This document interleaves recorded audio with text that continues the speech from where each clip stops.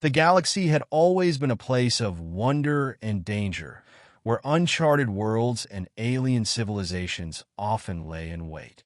For most humans, space exploration was an exciting venture, but for others, it was a harsh reality where survival was never guaranteed. It was on one such mission that Commander Jack Miller and his crew from the Pioneer came across something none of them had expected: a stranded alien girl on a forgotten world. The Pioneer was tasked with surveying a remote planet, Nox 34, located on the outskirts of the Anomaly Belt. The planet was small, desolate, and uninhabited by any known species. The crew's job was simple: gather data, take samples, and move on. But what they found during their exploration would change their lives forever. While conducting a routine scan, the sensors on the ship picked up an anomalous life form, a young alien girl, alone and on the verge of death. She was barely conscious, her frail body covered in dirt, her skin pale and sickly. The signal had come from a nearby cave, one hidden deep in the planet's desolate wilderness. Jack Miller, ever the compassionate leader, ordered a search. When they found her, she looked like a lost child, her alien features soft and delicate, yet unmistakably non-human. Her skin shimmered with an iridescent glow, and her large eyes, nearly all black, were filled with desperation and hunger. She was malnourished, weak, and trembling. "We need to get her back to the ship, now," Jack ordered, as his crew carefully carried her back to the Pioneer. The alien girl was taken aboard the ship, and the medical team quickly began tending to her. Her species was unlike any they had encountered before. Her biology was so alien that traditional medical procedures didn't work. She seemed to be suffering from severe malnutrition, but no known food seemed to help. For days, the crew tried everything they could think of: alien food, nutrient injections, even synthetic replacements, but nothing worked. The girl's condition only seemed to worsen. She was weak, lethargic, and on the verge of death. The crew was at their wits' end, unable to help her. It was then that the alien girl, who had been silent until now, reached out, her delicate hand brushing against Jack's as he stood by her bedside. "Human," she whispered, her voice raspy and faint. "I need your nectar." Jack was taken aback. "What do you mean, nectar?" The girl's dark eyes glistened as she struggled to sit up, her voice weak but insistent. I need your nectar. It will save me." At first, Jack was confused. Nectar? What could she mean? But the more he observed her, the more he realized that she wasn't just referring to food or drink. There was something uniquely essential about what she was asking for. "Your essence," she said after a long pause, as though it pained her to explain. "The life force, the energy you humans give off. I consume it. It will restore me." Jack's heart raced as he heard her words. "You want me to give you my bloods?"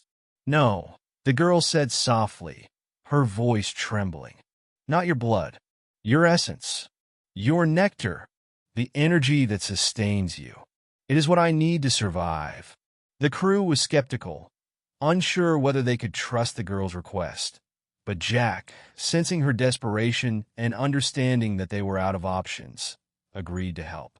He placed his hand on her fragile wrist, and to his shock, the girl immediately leaned in, her body trembling with anticipation. She opened her mouth, revealing sharp, translucent teeth, and gently bit into his palm. A strange sensation washed over Jack as he felt her draw from him. It wasn't painful, but it was disorienting, a pull, a draining force that seemed to leave his body weak and her eyes brighter with each passing second.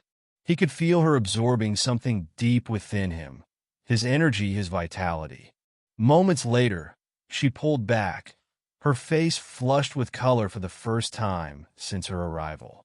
Her breathing steadied, and the frailty that had once plagued her seemed to dissipate. She looked at him with gratitude in her eyes, and for the first time since their encounter, she smiled. "Thank you," she whispered, her voice now strong. "You've given me life." Jack, still feeling weak but amazed, looked down at his palm, which had begun to heal almost instantly. The sensation of her feeding on him was unlike anything he had ever felt before, but it had worked. She was stronger, healthier, and alive.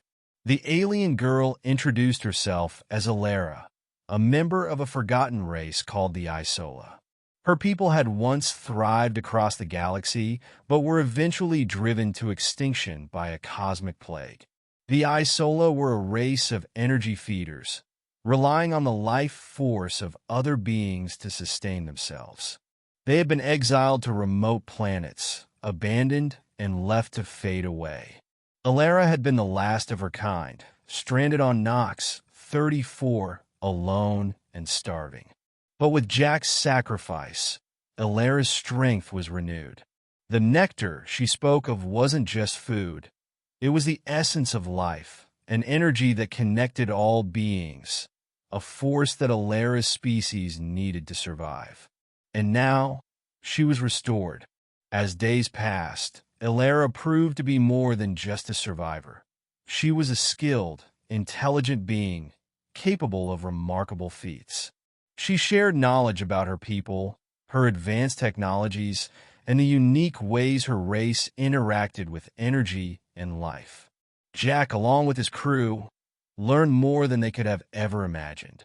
In time, Elara became a valued member of the Pioneer crew. Her unique ability to interact with cosmic energies and her advanced understanding of the universe became invaluable assets. But the bond between her and Jack remained something more profound, an unspoken understanding forged by his willingness to save her at the cost of his own energy. Though their cultures were vastly different, Jack came to understand that there was more to survival than simply existing.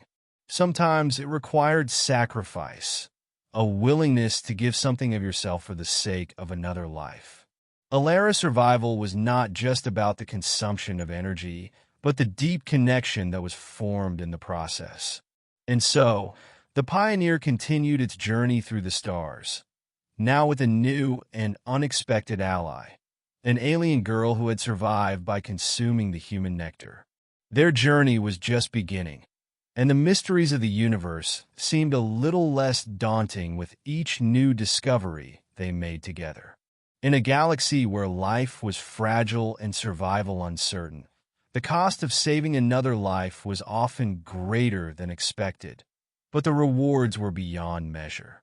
For Elara and Jack, the bond they shared was proof that sometimes the most extraordinary relationships were born from the most unlikely circumstances.